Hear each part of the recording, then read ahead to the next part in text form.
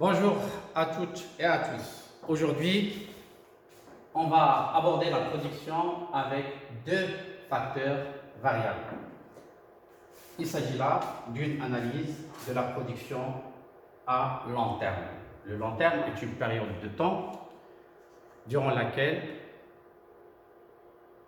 il sera possible pour l'entreprise d'ajuster la quantité de l'ensemble de ces facteurs de production. C'est une période suffisamment longue pour que l'entreprise puisse modifier la quantité de l'ensemble de ces facteurs de production. Alors, on pourra dire que l'entreprise, à long terme, pourra réaliser un niveau de production donné en utilisant différentes combinaisons entre facteurs de production. Supposons là qu'on a une entreprise spécialisée dans la production de biens alimentaires. Ce que nous voyons ici, c'est la quantité du facteur travail. Exemple, le nombre de travailleurs. Un travailleur, deux travailleurs, trois travailleurs, ainsi de suite. De l'autre côté, on a la quantité du facteur capital. Exemple, le nombre de machines, une machine, deux machines, trois machines, ainsi de suite. Et tout ce qui est à l'intérieur correspond à la quantité maximale d'output qu'on pourra réaliser selon les différentes combinaisons entre facteurs de production. Par exemple, si on utilise 2 unités de travail et 3 unités de capital, on arrivera alors à produire 90 biens alimentaires par an. Et si on a 2 travailleurs et 4 machines, cela sera nécessaire pour produire au maximum 85 biens alimentaires par an.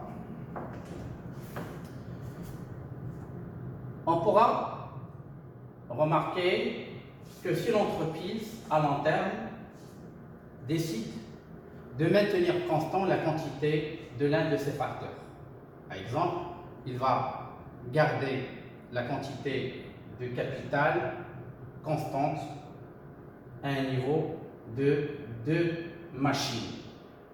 Qu'est-ce qu'on constate? Qu'à mesure que la quantité de travail utilisée augmente, qu'est-ce qu'il arrive à la production? La production augmente.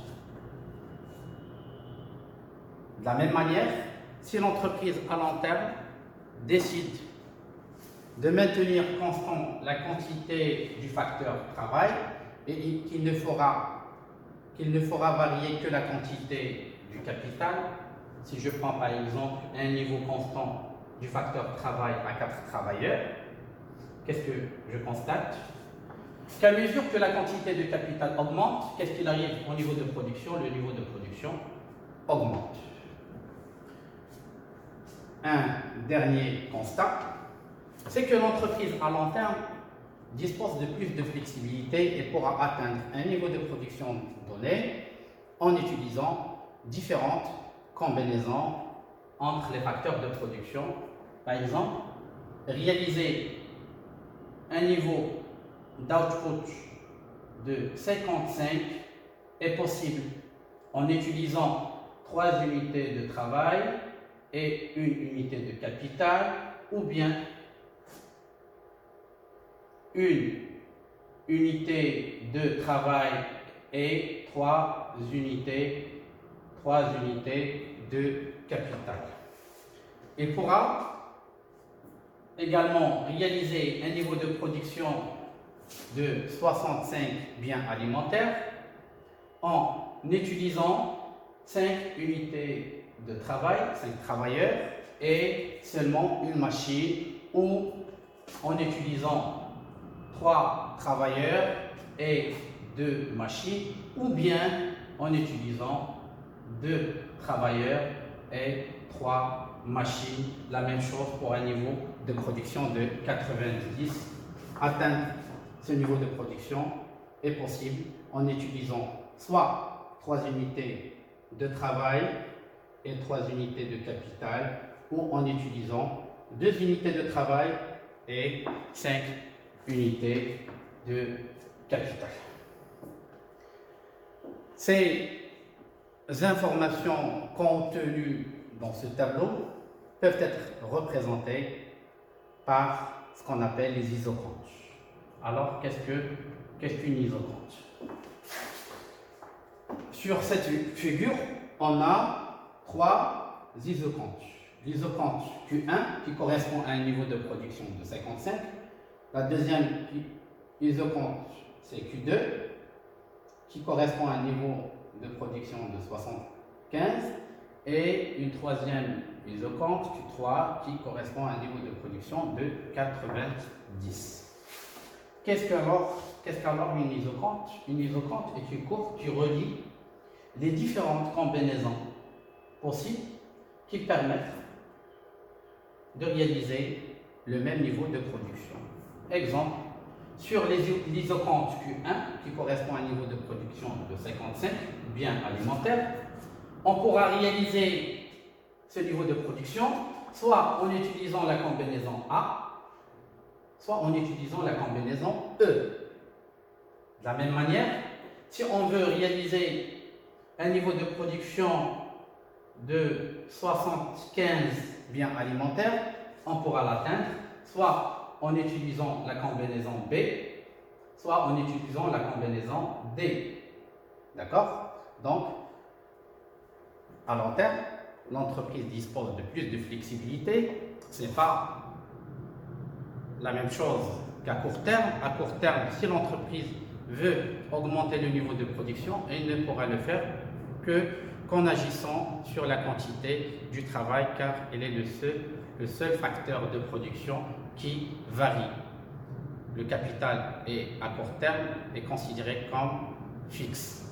Par contre, à long terme, les différents facteurs de production peuvent devenir variables et par conséquent, l'entreprise pourra atteindre un niveau de production donné en utilisant différentes combinaisons entre facteurs de production. Alors, l'isocompte, c'est cette courbe-là qui relie les différentes combinaisons possibles. Tout point qui se situe sur cette courbe-là permettra de réaliser ce niveau de production. D'accord? Maintenant, si l'entreprise à long terme décide de garder constant la quantité d'un facteur de production et de n'agir, de modifier ou de n'ajuster que la quantité de l'autre facteur de production. Exemple, si l'entreprise décide à long terme de maintenir constant la quantité de capital à 3 unités, rester concentré sur ce segment de droite, avec 3 unités de capital et 1 unité de travail, on pourra produire combien? On est sur le point A qui appartient à l'isocompte Q1. Cela permettra, donc cette combinaison permettra de produire 55 biens alimentaires.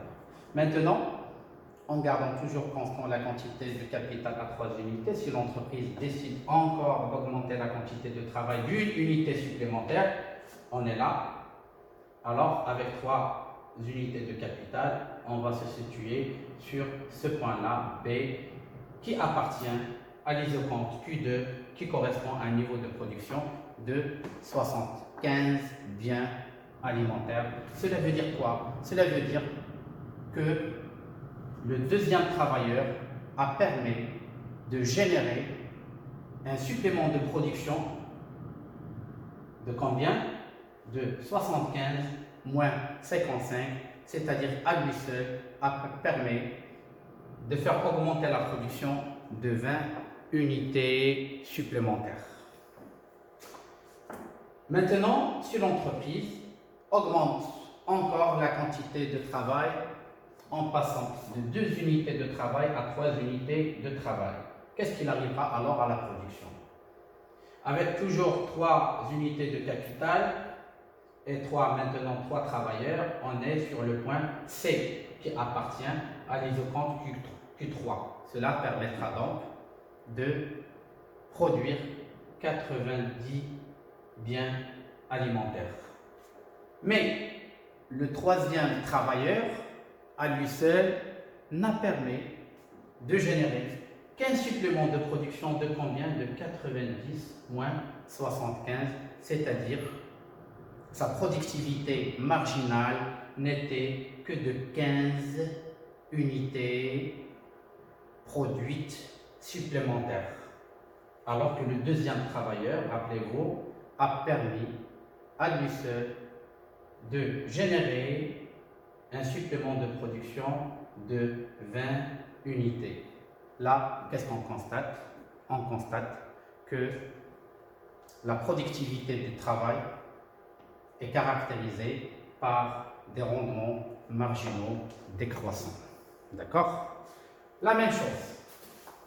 Si, à long terme, l'entreprise décide de maintenir constant la quantité de travail, par exemple, à 3 unités de travail, 3 travailleurs, et pour augmenter le niveau de production, l'entreprise ne va agir que sur la quantité du capital.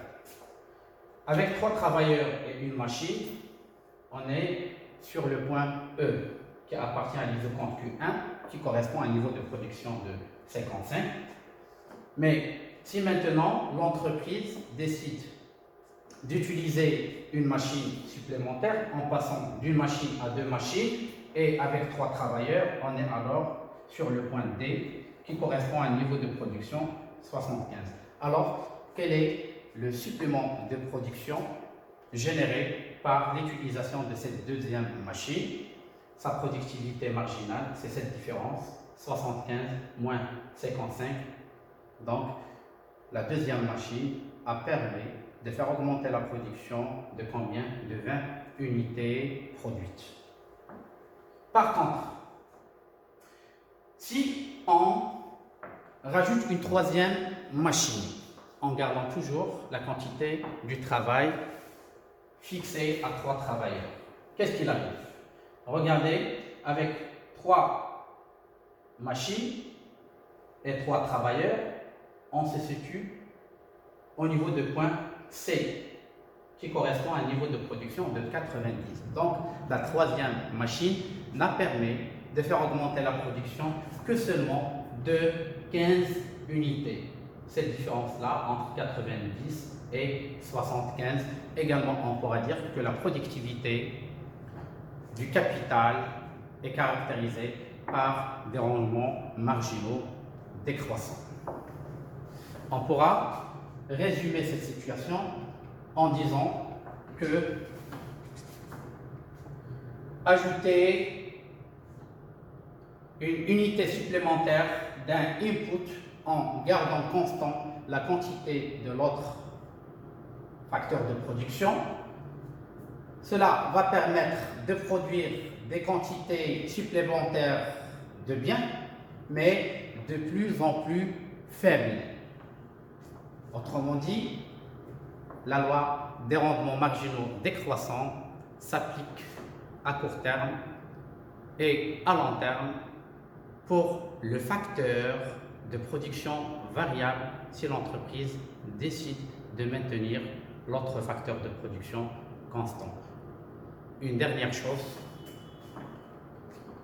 lorsque on représente sur la même ou dans la même figure différentes isoquantes, on appelle cette représentation une carte d'isoquante. Je vous remercie, à la prochaine séance.